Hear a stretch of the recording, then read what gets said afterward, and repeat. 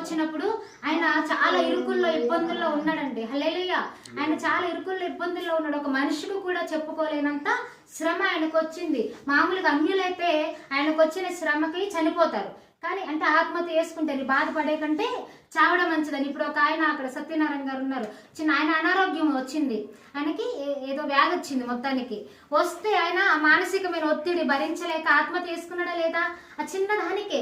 కానీ యోబుకు వచ్చిన శ్రమలు ఎలాంటివంటే స్నేహితుల నుండి శ్రమలు వచ్చాయి, బంధువుల నుండి శ్రమలు వచ్చాయి, కుటుంబం నుండి శ్రమలు వచ్చింది, ఆరోగ్యం అంతా క్షీణించిపోయింది, శరీరం అంతా క్షీణించిపోయింది. ఆయన బ్రతికున్న ఉపయోగం లేదు అని అనుకొని ఆయన బ్రతుకుతున్నాడు. ఆయన తను ఎవరు నమ్ముకున్నాడు? ఆయన ఎవరిని ఆధారం చేసుకున్నాడు? సర్వ సృష్టి అయిన యేసుక్రీస్తుని ఆయన ఆధారం చేసుకున్నాడు. కాబట్టి నేను బ్రతికి ఉన్నప్పటికీ కూడా ఇలాగ నేను చనిపోయినా మేలే, కానీ పరలోక రాజ్యంలో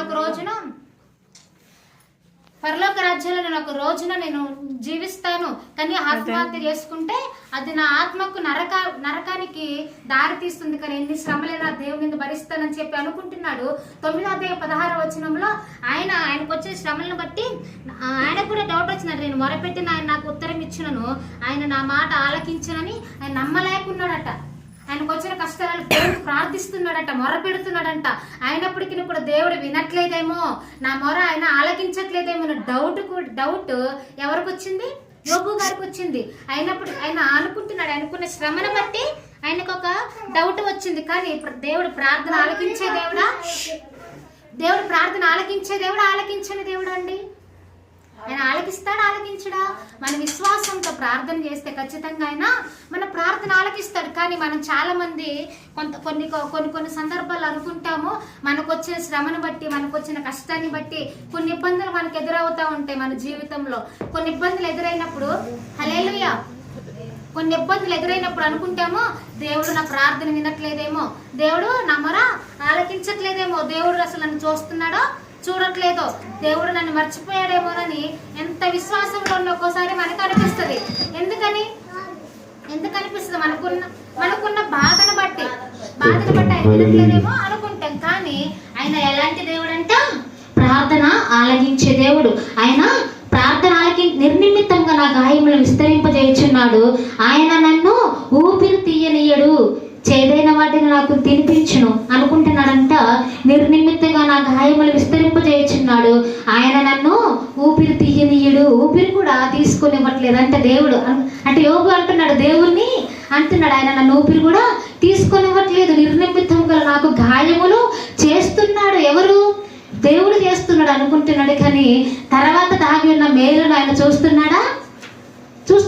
ఆ సమయంలో ఆయనకి తర్వాత మేలు ఉందని ఆయనకు అర్థమవుతున్నప్పటికీ కూడా అప్పుడు ఆయన భరిస్తున్న బాధలను బట్టి ఆయన మరి అనుకుంటున్నాడు, దేవుడు నా ప్రార్థన ఆలకించట్లేదేమో అనుకుంటున్నాడు. దేవుడు, నిజమైన దేవుడు నిజముగా ప్రార్థనలు వింటాడు. మనం సరైన విధంగా సరైన వాటి కోసం ప్రార్థన చేస్తే ఖచ్చితంగా దేవుడు మన ప్రార్థన ఆలకిస్తాడండి.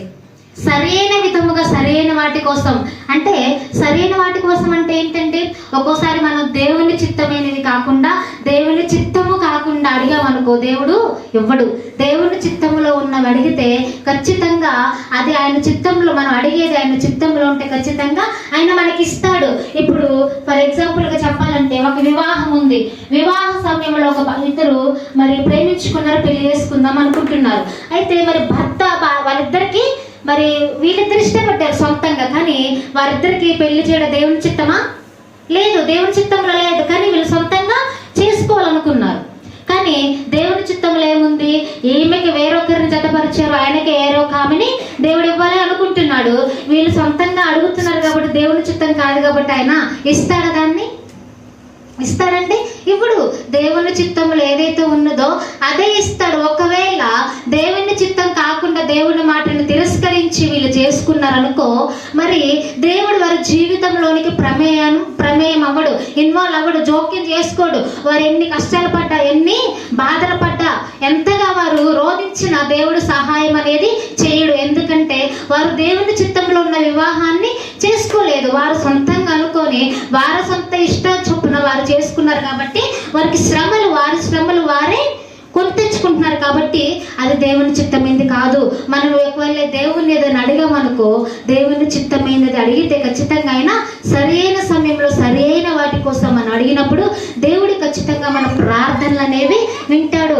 మన ఆధ్యాత్మిక జీవితంలో ప్రార్థన జీవితం అనేది చాలా ప్రాముఖ్యమైనది. మనము సొంతంగా అడుగు వాటిని దేవుడు ఇవ్వడు, దేవుని చిత్తంలో అడిగేవే దేవుడు ఖచ్చితంగా ఇస్తాడు. ఈ కాలంలో చాలా మంది చివరి కాలంలో మరి దేవుని రాకడ సమీపం అయ్యే కొద్దీ ప్రార్థన జీవితం అనేది దుష్టుడు ప్రతి ఒక్కరిలో నుండి దొంగలిస్తూ ఉన్నాడు అనమాట. ఎందుకంటే ప్రార్థన జీవితం మన పరలోకానికి తీసుకెళ్తుంది, ప్రార్థన జీవితం మన పరిశుద్ధతలోనికి తీసుకెళ్తుంది, ప్రార్థన జీవితము లోకమన్ని పాపాన్ని మనకి అంటకుండా కాపాడుతుంది. కాబట్టి ప్రార్థన అనేది దుష్టుడు మనల్ని చేసుకొనియడు అనమాట. ప్రాణం తీయడు, ప్రాణం పోదు, కానీ మనం బ్రతికుండగానే మనం ఆత్మీయతలో చచ్చిపోయే వారిలాగా మరి దుష్టుడు చేస్తూ ఉంటాడు. మరి దాని కుయుక్తులను, దాని మాటలను, దాని తంత్రాలను మనం ఎరిగిన వారమే మనం ఏం చేయాలంట, ప్రార్థనను మరి నిర్లక్ష్యము చేయకూడదు, ప్రార్థనను మనము వెనక ఉంచకూడదు అన్నమాట. మనము ఎంతగా ప్రయాసపడ్డగానండి, ఎంత పనులు చేసుకున్నా, ఎంత మరి మన లోకంలో సంపాదించిన, ఎంత కష్టపడ్డా కానీ ప్రార్థన లేకుండా నువ్వు జీవిస్తే ప్రయాసమంతా వ్యర్థం. ప్రసంగిలో ఉంది కదా, భూమి మీద జరుగు ప్రతిదీ కూడా వ్యర్థమే, యెహోవా